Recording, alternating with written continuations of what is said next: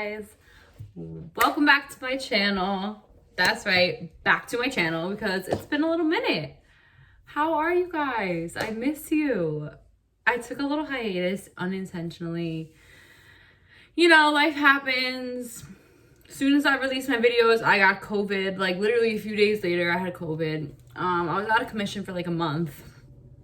At least like I wasn't at 100% for a month, and then life just showed up. I've been busy, but I'm really gonna try to start pumping out some more content more consistently because I got some stuff for you. I got a lot for you. So we're just gonna get into today's video ASAP because now we've been waiting. As you can tell from this title, this story was absolutely insane. Like, I still look at this and it's like a shake in my head moment. Like, there's so much that happened in this story where I'm just like, why would I do that? When I was in college, my first semester of school, I think it was, or like my first year probably, I might have been 18 or maybe 19. And I had a class and, you know, there was this boy in my class who, you know, if you knew me back then, I was very like, you know, into, you know, school, doing good in school. I was always good in high school. I was in like honors classes and stuff, you know, but I liked to get high. Bottom line, I used to smoke before school. I used to smoke after school. So college wasn't much different.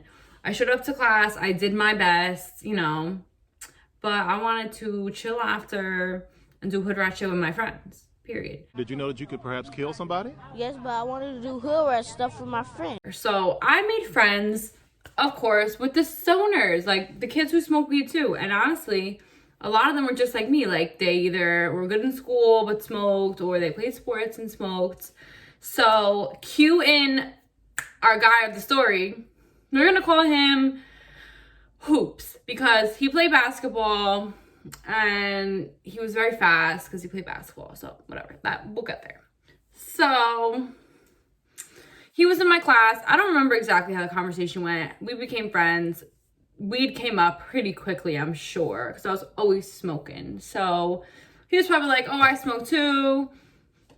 We should smoke one day after school. And I was just like, bet, of course. So like, it didn't take long for us to become friends. So one day we decided, rookie mistake number one. I would never do this now. Mind you, now I'm in recovery for 2 years now and I don't smoke. But if I was smoking and it was still illegal, I would never go to the Garden State Plaza. Because if you know anything about the Garden State Plaza, like, it's in Paramus. They got nothing better to do. Like, that town does not play around. But, like, it's just, like, that little area between the school and the mall was just always filled with like cops, and it was just not, you know, smart to try and do anything. Like there was always some type of police activity around that area, so I don't know why we would go there, but nevertheless we did. I remember we get to the top floor of the eighth floor of the parking garage. Now this mall, like, you know, the parking garage has 8 floors, and then there's like all the floors in the mall connected. So the mall entrance is right there on the floor that we're on, but all the way up top. You had to go down some stairs to even get to like the main part of the mall. But we're up there. I remember there's some music playing. We're chilling back smoking. I remember he had a little clip and he was rolling up. Okay? Now, mind you, as dumb as I was to go smoke weed in the parking lot of the mall, I at least had the sense in me to like always be looking. Like I was queen of like checking the rear view all the time. Like you would never just catch me somewhere where I'm not supposed to be, doing something that I'm not supposed to be doing, just chilling like shit is sweet, because shit was not sweet, and it was about to get real unsweet, real savory real quick, because I had a feeling. Like I remember I had a feeling, right? I had some feeling that something was gonna go down, or that I need to be on alert for whatever reason. So we didn't even get through the first clip. Okay, the clip was like this big, and he's rolling up the other one. We didn't even get to like pass back and forth yet. The car is filled with smoke though, mind you. We're hotboxing the car. Rookie mistake number 2. Like, didn't even have the damn vents on or nothing. All of a sudden, I'm looking in my rear view, right? Well, it's not my rear view. He drove. Let's back up a little. He drove. He had like this older, like red Honda Civic or something. He drove his car, so I'm looking in his rear view. And I'm like, now I know that's not a goddamn undercover cop car speeding this way when there's no one else in the parking lot. We're the only people here. Not only was this car, okay, now mind you, I like know grills of cop cars. Like I'm looking for anything that resembles one, and I see one coming at us. So he's speeding, not even going like through the lanes. He's going through the parked car lines, like just diagonally through them, racing towards us. And I'm looking at this like, that's a cop. I remember I said that. I said, that's a cop. Just letting it out there. Like, it wasn't sitting right in my spirit that we were about to go to jail. So I said, that's a cop. I let it out. Let the genie out the bottle. Now he heard me. He looks at me. He looks in the rear view. And by that time, the cop's already at the car, popped out. He's at the door. Like, no, God, please, no, no, no. Just where I guess funny and dumb, because I got the thing in my hand and I just like put it out real quick, okay? And this boy next to me, I swear to God, he tried to eat it. He tried to eat it. He had a leaf in his lap. I'll never forget. I hope he's watching this. Boy, you know you did. He tried to eat it.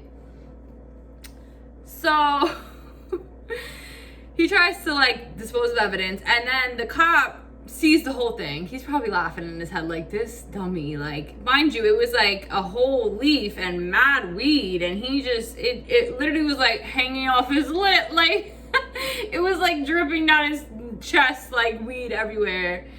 I said, why would you even attempt? Like, now the cop, I don't know if his window was open at this point or what, but the cop wasn't playing no games. He was like, put your hands up, slowly get out of the car, like put your hands on your head, some shit. I said, oh, he's not playing around. And I was so scared, and I was so high. Like, the weed he had, I'm not gonna lie, I'll give him this, the weed he had for sure had me smacked off a few pulls. And I'm already like low-key by nature paranoid. I don't like smoking. I don't want to go to jail. Like, high school was over and there was like nowhere to park up and smoke, so we had to be in the mall, which is like how we got to this place we were in. But I was scared and paranoid already. Now my worst fear is coming true. The police is at the door. I just put the fucking clip out. The whole car reeks of weed, and he's got more in his lap. And I'm about to find out there's more in the car. So he gets out. Now, I don't know if I found out now or like right before, but there was more weed in the car other than what we were smoking. He had a backpack. I thought there was some books in there, you know, maybe he was studying. No, sister, he was not studying. He had like a quarter in his bag or something. And like, you know, it was sitting right behind me in the car. Now, why, back up, I'm sorry. Why would we be smoking in the car at the mall with a clip and another butt and a quarter in the back seat? It's just, the math is not adding up. Like, as my sister Robin would say, the math is not mathing. Like, YouTube sister. So, like, we're doing all that, and the cops pull up expeditiously. Like, literally came as if they heard we had a bomb in the car or something. And now I'm just wondering, how did I get here? So he gets out of the car. And, like, I'm smacked. He's telling him, you know, put your hands on your head or whatever the case may be. He don't even acknowledge me, the cop, at this point. He don't even look at me and say, what's your name? Nothing. Like, there's no mention of me. I'm just sitting there smacked, like, scared and thinking I'm going to jail. You done fucked up. Like, now you going to jail. So he tells my friend to put his hands on the back of the car. So my friend's got his hands on the back of the car. Now, like I said, I'm not sure if I knew this already or what the case may be, if I found out after, but there was a backpack behind me with mad weed in it. I guess he sold a little bit of weed, whatever the case may be. And he just keeps, like, while his hands are on the back of the car, I'm looking at him. Now, that's my favorite thing, rear view action. I'm always looking at my rear view.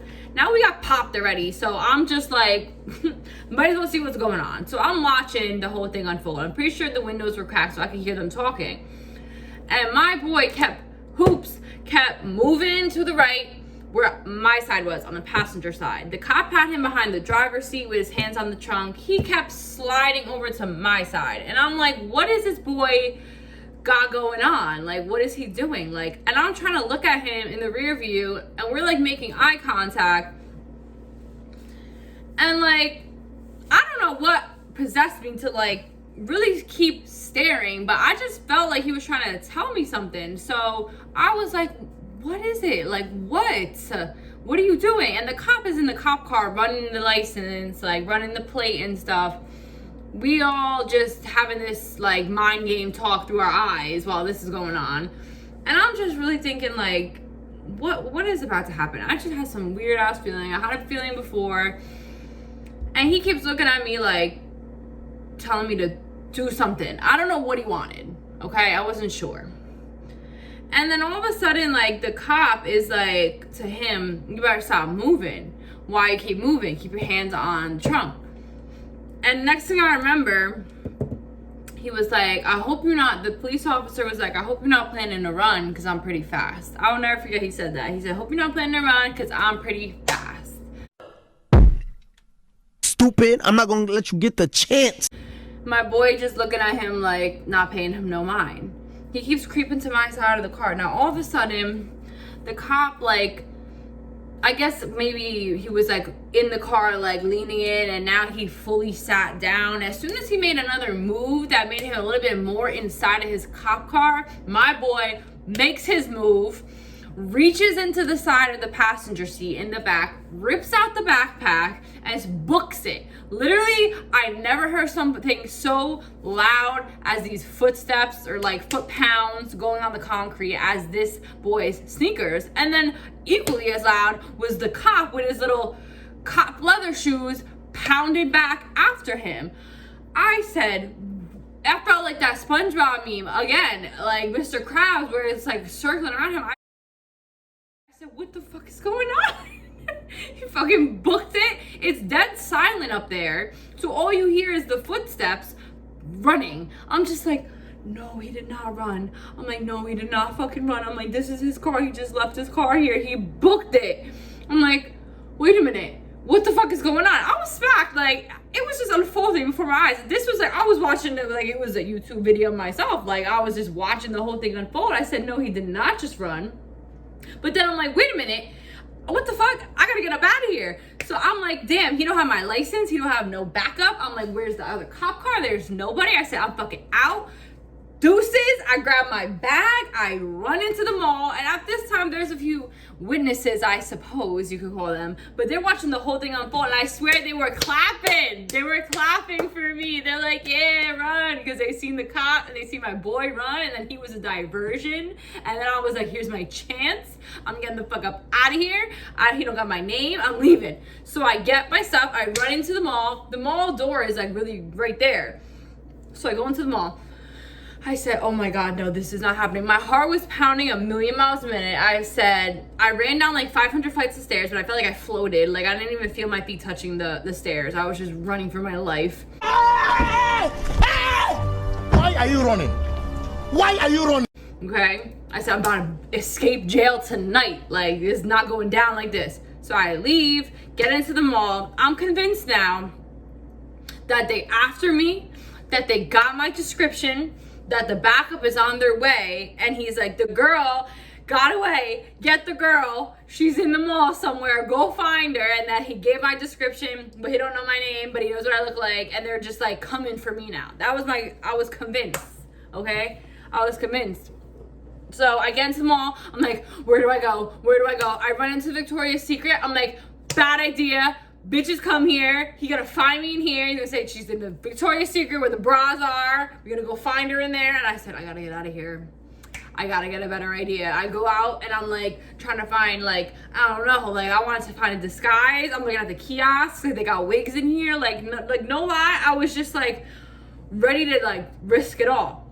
Finally, I'm like, fuck these stores. They found me in any one of these stores. I'm going to the bathroom, locking myself in the stall, and I'm gonna figure it out from there. Because, you know, they're after me, right? The feds, the CIA, they're after me at this point. They need me now. They coming for me. So I get to the bathroom. I still don't feel safe. I locked myself in the stall. I still don't feel safe. I said, I gotta get the fuck up out of here. I need to get out of here. I need a ride. This is like literally before Uber. I didn't have my goddamn car. My friend drove me in his car that he just ran away from, even though the car is in his name. And like, we was just there smoking, weed clouds coming out the car, and I just ran and people cheered me on, and I don't know how I got here. Like, I don't know if I was still smacked or like it blew my high, but I was so paranoid that I was convinced that they were gonna find me. So I'm like, okay, I got another friend from class. We all in the same class, mind you. I think it was like, I don't even know what class it was. Who knows? Who cares? I knew that my boy in that class was a good guy. He was a sweet kid. I'm like, he'll come save me. I know it. So I called, and he don't smoke or nothing. So we never hung out after class. He was like the nice guy, right? I should have been hanging out with him, period. But I never did. So I finally called him. I'm like, yo. He's like, why are you breathing so heavy? I'm like, yo, you gotta come get me. He's like, are you okay? I'm like, no. Come to the mall. I'll explain when you get here. Don't make no stops. Don't talk to nobody. Just come. He's like, all right, relax, I'm coming. So he picks me up. I get in his car. I'm looking pale as shit. Like, looking like I've been running all day. Like, you know, it was just a bad situation. So he's like, are you okay? When I got in the car, he's like, are you okay? I'm like, no, this is crazy. This is the wildest day of my life. I'm like, I gotta tell you a story. Before I can even say the story, I swear, 10 cop cars speed past us with their lights on, like all going in one direction. And I look at the kid, and he looks at me, and he looks at the cop cars, and I'm like still profusely like heavily breathing, and he's like, what's going on? I'm like, those are they're for me. They're looking for me. He's like, yeah, they're looking for you. I'm like, bro, I gotta tell you a story. I told him the story. He's like, and then you get in my car? He was like a volunteer. He was like a firefighter or something with the town. So he's like, knew the police officer. And he got me in his car. It's probably like, this girl, like I'm housing a fugitive right now in my car. But, you know, he held it down. So we drove off. And I'm like, telling him the story. He's like, wait, what? He ran away from his own car? I'm like, yeah, I don't know why. I'm like, I have no idea why he ran. He grabbed his backpack, he dipped, the cop chased after him. I don't know how far he got. He's like, he couldn't have gotten that far. Like, there's so many cops around here. Like, they definitely got him in the lot. I'm like, maybe, like, I don't know. Like, let's drive around and see if we can see something. We couldn't see anything. There was nobody making an arrest. Like, nothing was going on. So I'm like, I don't know, man. I'll find out tomorrow or something. Like, I was just so paranoid at this point. Like, I still really thought for some reason that, like, they wanted me so bad. Like, as if, who am I? I don't know why I thought that they really wanted to arrest me that bad, but I thought like we both had to, you know, we both got pulled over together, not pulled over, but the cops came up and we were both there, so we had to both get arrested, and I left. So I thought I like left the scene of a crime. I don't fucking know. So I was just scared. I get home. I finally make it. He brings me in my car. I drive home. The whole ride home, I'm like, I still can't believe this just happened. Like, I literally am like dumbfounded. Like, the whole thing seemed like it took place like it was like a movie. Then I get home, I start telling some people. My one friend, dumbass, told me, like, he really put fear in my heart. Like, he told me, like, oh, you better hope that, like, you know, they didn't ask about you. Does he know your full name? Oh, imagine, like, you know, he told them your name. And I'm like, you really think they're after me like that? Like, I was coming to you for you to, like, make me feel like I was good. And you tell me that they might give them my name? Like, why do they want to know my name? I was just playing, like, come on. I'm like, I don't know, man. I'm just gonna lay low. Like, I'm not gonna say nothing to him. I hope he's good. Like, I did not know what the case may be. Like, I didn't know if I was gonna go to school and he was gonna have the police with him. Like, that's the girl from my math class. That's her. But nevertheless, I'm sitting there in my room. It was like late now. It was like late at night, and now, mind you, me and Hoops, like, we always used to just text. Like, he never, like, you know, used to call me. And I don't even know if FaceTime was, like, a thing then.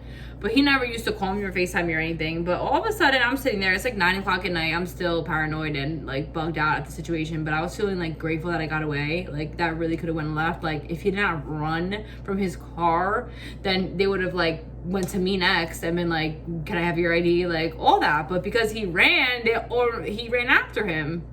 And then I was left to leave. Like, so I was feeling pretty blessed. Then all of a sudden, my phone rings and it's Hoops. And I said, oh no, this is it. Like, he's got the cops on the phone. It's probably the cops calling right now. Snitch ass bitch. Like, he ratted me out. But I was so paranoid. I'm like, he did not rat me out to the police. Like, but then I don't pick up. Then he texts me after I don't pick up. He's like, yo, it's me. Call me. I gotta tell you what happened. And like the way he typed it, like I knew he typed weird and I knew it was him. I'm like, damn, like it's him. Okay, let me call. So I got like, you know, I got calmed down. I called him. This boy told me the story that he wanted to get rid of the backpack because he said his backpack had the weed in it, the quarter or whatever else he had, and he didn't want to get caught and charged with a quarter. He wanted to just get, I don't know, eluding the police, which is like worse. I don't know what he thought. He told me actually word for word that his only thought was get rid of the weed, get rid of the weight. So that's what he did. Now, when he was moving to my side, he was trying to like let me know, like, either unlock the door if he thought it was locked. Nevertheless, he got the bag and ran. Now, this boy, we should have called him Jets because he could run. Like, he was out. Like, I seen him, he said he ran down all 8 flights of the stairs. I'm sorry, not the stairs, the actual parking garage. Because, like, you know when you run and you don't got time to, like, look for the stairs. He just ran out where you drive. He ran down 8 levels of parking garage strictly on the floor where you drive. Then he gets out of the parking garage, gets all the way to Rochelle Park. If you know where Rochelle Park is, hold on, let me fix this. If you know where Rochelle Park is, like, these towns aren't huge, but it's like a town or two away. Like, he made it all the way to another town running in jeans. Like, he told me, like, if I wasn't in jeans, I would have smoked him. Like, I was already a whole town ahead of him, but they somehow caught up to him. I mean, you're gonna be tired after running miles like that. Like, honestly, like, he said that he was in somebody's backyard and they had like a brook or like a little stream, like, and he, you know, realized he was getting closed in on. There was like 10 of them and there was only one of him, and he's in someone's backyard. It's over for him. So he threw it in the brook. He said he juked a few of them, like, you know, a little move, and he said they beat him up for running. And then they basically were like, listen, where's the weed? Like, where'd you throw it? Because you had it and now, where is it? I mean, just chased you for 2 towns for you to tell us it's gone. If you give it to us, like, you know, we'll go like lenient on you, I guess. I don't know. But whatever they said to him to make him listen, like believe them, was enough, because basically he gave him weed. And that's when they were like, all right, you know, honestly, because of that, we're not going to charge you with eluding the police. We're just going to charge you with the weed. And because it was like his first offense, I think he just got probation. Like, we were literally like 18 or 19 years old. So it ended up working out for him.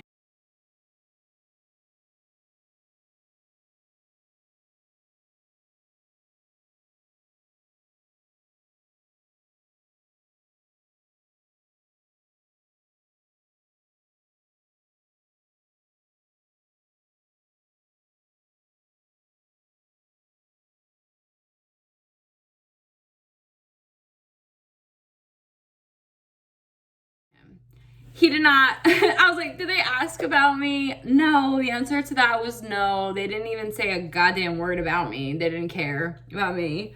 So little old me, all paranoid and shit, they did not care. So all that said, what I got out of that story, and after I really like look back on that, is I was a dumbass. Okay, I was definitely not smart. I learned from that. I stopped smoking in places like the Garden State Plaza. I never smoked weed in the mall parking lot again. I never did anything illegal in the mall parking lot again, because I know they don't play. They on the mall because people in there are stealing, people in there scamming, people in there doing all types of stuff, especially Garden State Plaza. There's a lot of expensive stores in there, so they do not fuck around. Like, period. Like, I remember there's other stories that if you stay tuned to my channel, you will hear about the Garden State Plaza kind of being involved, and I just wanted no parts because I remember this story, the cops chasing my boy 2 towns, and me the whole time paranoid, hiding in the mall, thinking that they're looking for me, they got my description, and the backup is on their way to arrest me and send me away. So lo and behold, I've learned from that. I'm 2 years clean. I was 2 years clean on Saturday.